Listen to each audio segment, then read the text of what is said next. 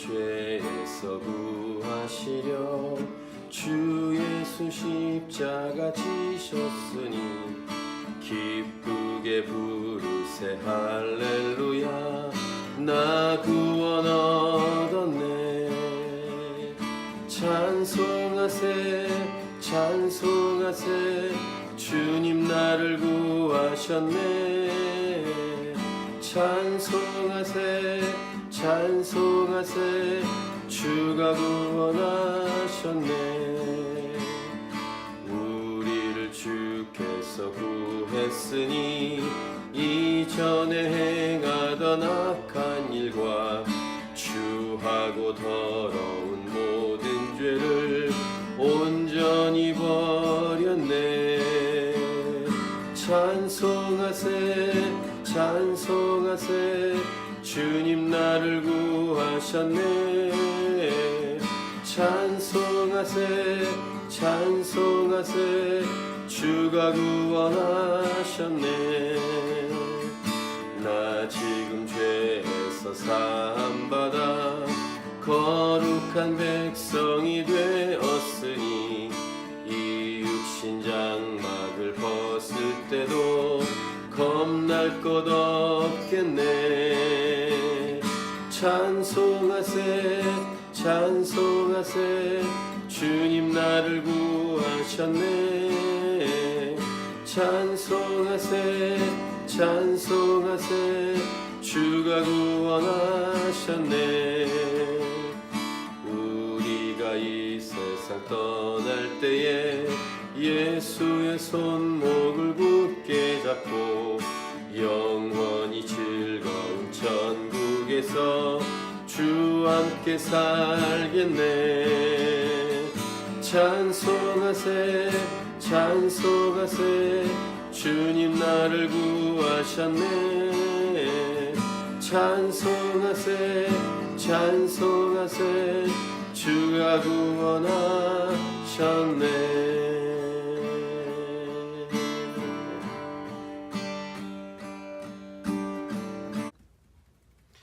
이 세상을 잘 사는 비결이 무엇인가? 이 세상을 살아가면서 잘 살았다라고 고백하면서 이 땅의 삶을 마감할 수 있는 비결이 무엇일까? 여러 가지로 표현할 수 있겠습니다만 그것은 자신에게 이미 와 있는 것, 자신에게 이미 주신 것, 이것이 얼마나 귀하고 아름다운 것인지를 아는 것입니다. 이것이 이 세상을 잘 사는 비결이라고 할 수 있겠습니다. 다른 것들하고 비교하지 않고, 비교한다고 해도 분별력이 있고 가치를 확인할 수 있는 눈이 있다면 자신에게 와 있는 것이 얼마나 좋은 것인지를 알게 되겠죠. 우리 안에 이미 와 있는 것, 예수님을 분명히 믿고 있다면 그것은 내 안에 와 있는 것이 비교 불가하다는 얼마나 좋은 것인지를 깨닫게 될 것입니다. 그러면 이 땅을 살아갈 때 인생을 값지고 의미 있게 또 아름답게 살아갈 수 있을 것입니다. 근데 만약에 이미 내 안에 와 있는 것, 그것이 얼마나 좋은 것인지를 잘 모르고 망각하거나 아니면 그 가치를 확인할 수 없고 분별할 수 없다면 어떤 삶을 살아갈까? 사도 바울은 이러한 사람들을 향해서 오늘 본문에서 어리석도다 이렇게 말합니다. 자, 1절을 같이 읽겠습니다. 1절 시작. 어리석도다 갈라디아 사람들아, 예수 그리스도께서 십자가에 못 박히신 것이 너희 눈앞에 밝히 보이거늘 누가 너희를 꾀더냐. 1절과 3절에서 두 번이나 반복하면서 어리석도다 이렇게 책망합니다. 이 어리석도다라고 번역된 헬라어 원문으로 해석을 한다면 이런 의미입니다. 생각과 목적을 잃어버렸음. 이런 의미의 헬라어 원문을 어리석도다 이렇게 번역한 것입니다. 생각과 목적을 잃어버린 존재.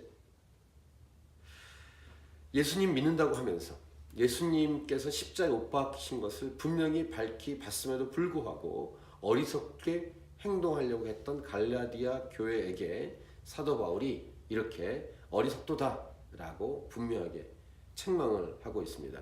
그것은 믿음이 아닌 행위로 돌아서려고 했다라는 것이죠. 이것은 어리석고 어리석은 모습이라는 것입니다.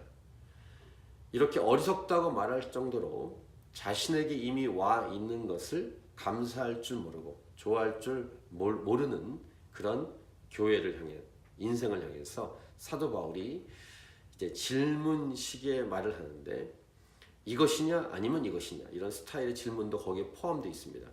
마치 이게 최근에 나와서 흥행한 한국 영화에 나오는 대사처럼 2절부터 5절에 이렇게 질문식으로 묻습니다. 내가 너희에게서 다만 이것을 알려 하노니 너희가 성령을 받은 것이 율법의 행위로냐 혹은 듣고 믿음으로냐. 3절, 너희가 이같이 어리석으냐, 성령으로 시작하였다가 이제는 육체로 마치겠느냐. 4절, 너희가 이같이 많은 괴로움을 헛되이 받았느냐, 과연 헛되냐. 계속 질문식으로 난타하는 거죠. 5절, 너희에게 성령을 주시고 너희 가운데서 능력을 행하시는 이의 일이 율법의 행위에서냐 혹은 듣고 믿음에서냐. 이런 질문을 하면서 너희에게 이미 와 있는 것, 네가 믿고 붙들은 것, 네가 본 것, 확인한 것, 그것이 얼마나 중요하냐, 이런 질문을 하고 계신 거죠. 즉 복음 메시지를 확인시켜 주고 있는 것입니다. 복음이란 무엇입니까? 듣고 믿는 믿음이라는 것을 말하는 것이죠.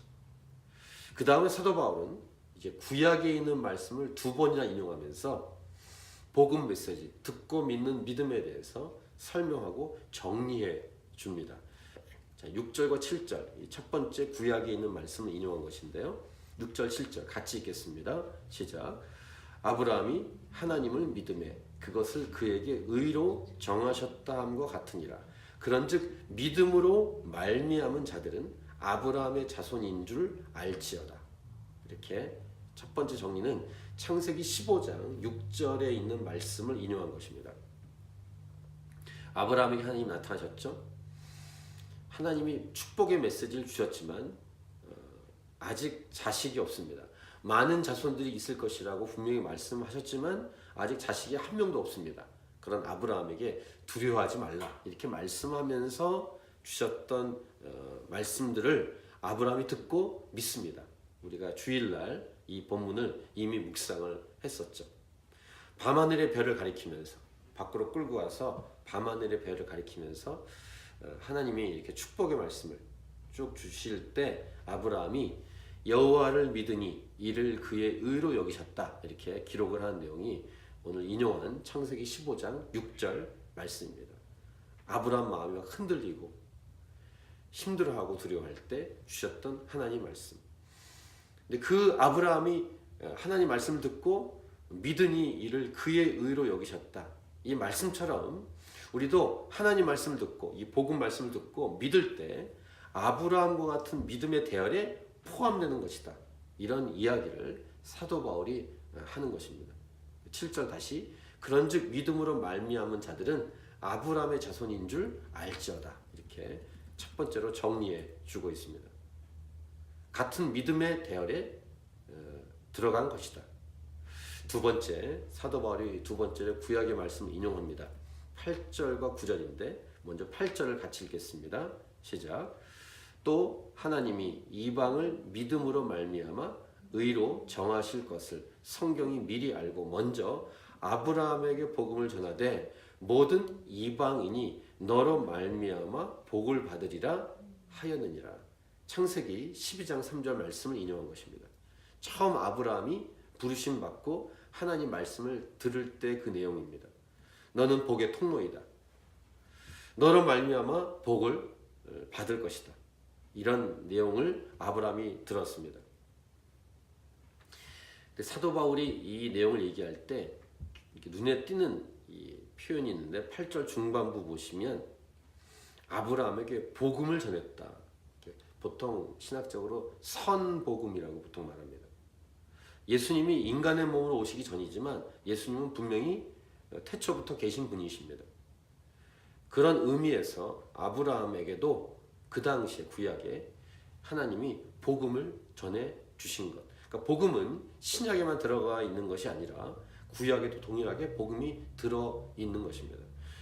성경에 대한 여러 개관을 이렇게 들어보면 성경 66권, 보통 캐논이라고 그러죠. 정경 66권으로 그렇게 정리된 이유는 무엇이냐면 이 66권을 정리한 이 교회가 이 교회 공의회에서 뭘 발견했냐면 66권 안에 복음을 발견했기 때문에 66권의 성경으로 정경으로 채택한 것입니다.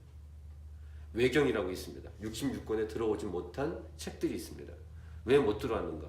복음 메시지가 모호하기 때문입니다. 근데 복음 메시지가 확실하게 창세기부터 요한계시록에 66권에 다 들어있기 때문에 66권이 채택된 것이죠. 그러므로 이 구약 창세기에도 복음 메시지가 들어있습니다. 사도 바울은 이것을 아브라함에게 복음을 전하되 이렇게 표현을 하고 있습니다.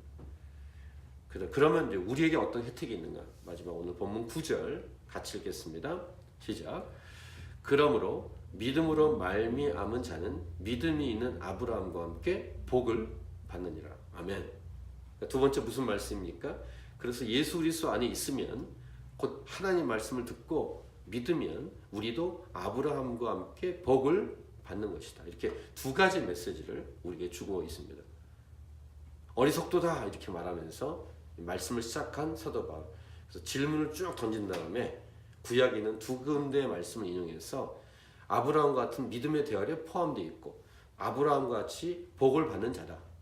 이것이 예수 그리스도 안에서 우리가 누리고 받은 것이다.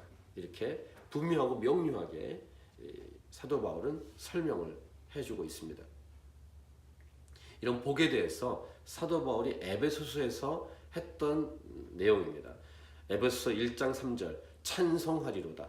하나님 곧 우리 주 예수 그리스도의 아버지께서 그리스도 안에서 하늘에 속한 모든 신령한 복을 우리에게 주시되 그리스도 안에서 신령한 복을 주셨다.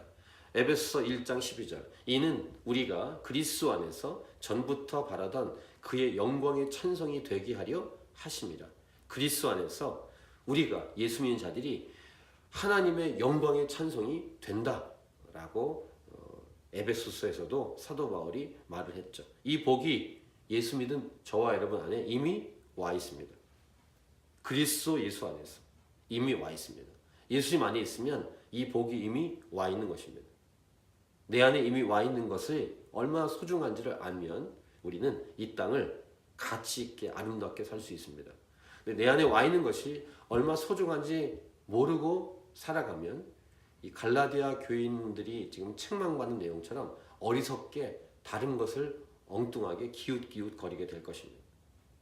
사도 바울은 갈라디아서 오늘 말씀과 방금 인용한 에베소서 말씀을 통해서 예수 그리스도 안에서 이 복을 주시고 또 더 놀라운 것 예수 그리스도의 영광의 찬송이 된다라고 우리의 정체성과 우리의 복된 삶을 말해주고 있습니다.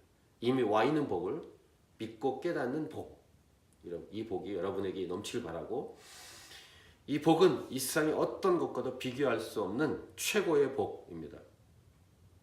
비교할 수 없는 절대적인 복입니다. 이 사실을 믿고 안다면 이 땅을 살아갈 때 나는 어떤 태도와 모습으로 살아가겠는가. 이 메시지가 복음 메시지입니다. 이것이 예수님을 믿는 삶입니다. 특별히 성경, 하나님 말씀을 듣고 묵상하고 집중할 때 복음을 계속 듣고 접할 수 있다는 사실도 우리가 기억하면서 오늘 이 말씀 우리 기억하고 개인적으로 계속 기도하면서 간구하며 주 앞에 나가도록 하겠습니다.